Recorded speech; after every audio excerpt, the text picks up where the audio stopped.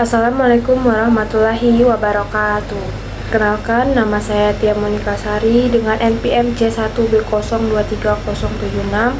Di sini saya akan menyampaikan hasil PPT yang telah saya buat, yaitu bab 10 dan bab 11, yaitu bab 10 liabilitas dan bab 11 korporasi.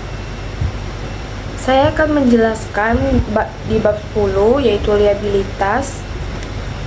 Apa itu liabilitas? Liabilitas merupakan kewajiban kini entitas yang timbul dari peristiwa masa lalu yang penyelesaiannya diperkirakan mengakibatkan pengeluaran sumber daya entitas. Liabilitas ada jangka pendek, seperti klasifikasi liabilitas lancar jika mengharapkan akan menyelesaikan liabilitas tersebut dalam siklus operasi normalnya.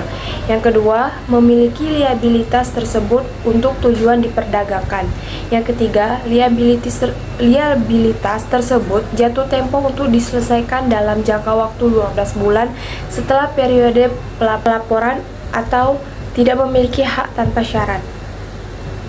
Entitas mengklasifikasi liabilitas yang tidak termasuk kategori tersebut sebagai liabilitas jangka panjang, yaitu liabilitas keuangan termasuk kategori instrumen keuangan, liabilitas keuangan, dan instrumen keuangan diatur dalam PSAK 50 penyajian instrumen keuangan seperti tertera di PPT.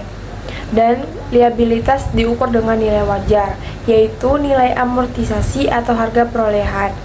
Selanjutnya, biaya transaksi untuk diukur dengan nilai wajar dibebankan sebagai biaya periode perjalanan, sedangkan yang diukur selain dengan nilai wajar dikapitalisasi.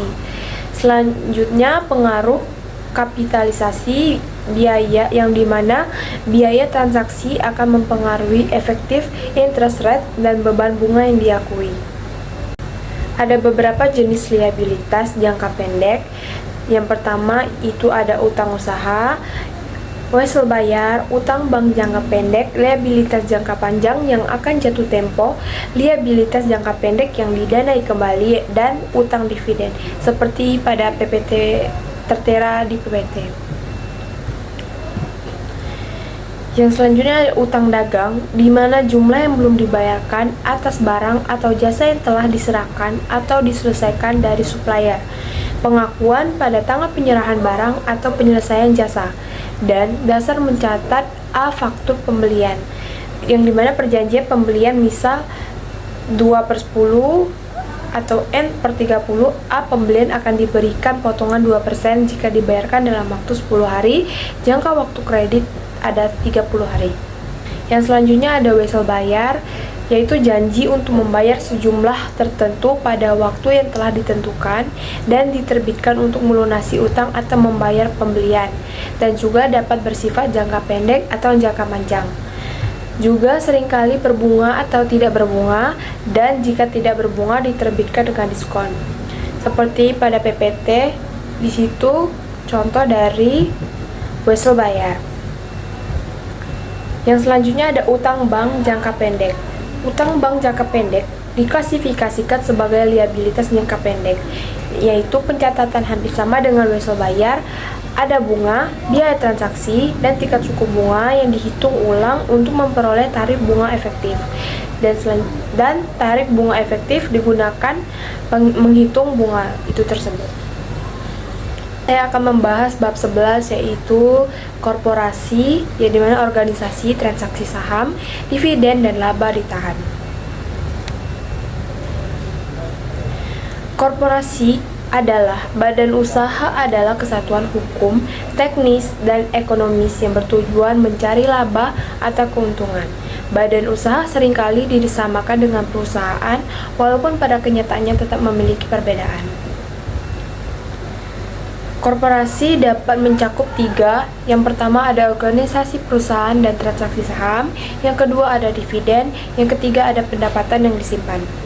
Selanjutnya, ciri-ciri utama korporasi tersendiri ada: pertama, ada entitas hukum terpisah. Kedua, kepemilikan saham. ketiga pemisahan resiko, keempat struktur organisasi, kelima tujuan bisnis, keenam pembagian label, ketujuh keterbatasan waktu, dan terakhir ada regulasi. Selanjutnya ada organisasi perusahaan dan transaksi saham. Organisasi perusahaan adalah merujuk pada struktur dan pengaturan entitas bisnis yang didirikan untuk menjalankan kegiatan ekonomi.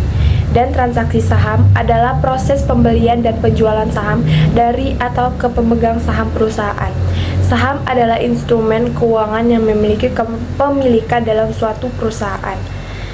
Ada beberapa jenis saham yang dikeluarkan oleh perusahaan, ada dua, yaitu pertama saham preferred, kedua saham biasa. Selanjutnya dividen tunai dan dividen saham.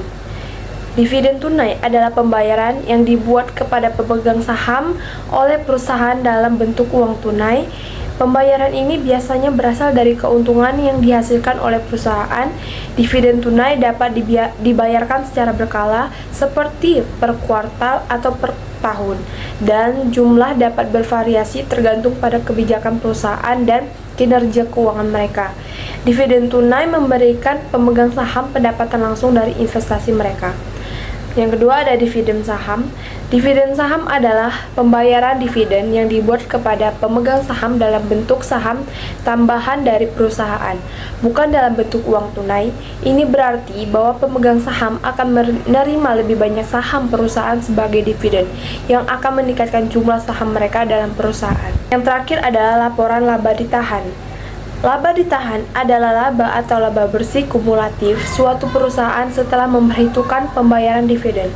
Sebagai konsep penting dalam akuntansi, kata ditahan menggambarkan fakta bahwa karena laba tersebut tidak dibayarkan kepada pemegang saham sebagai dividen, melainkan ditahan oleh perusahaan. Oleh karena itu, laba ditahan berkurang ketika perusahaan kehilangan uang. Itu saja yang dapat saya sampaikan. Saya akhiri. Wassalamualaikum warahmatullahi wabarakatuh. Terima kasih.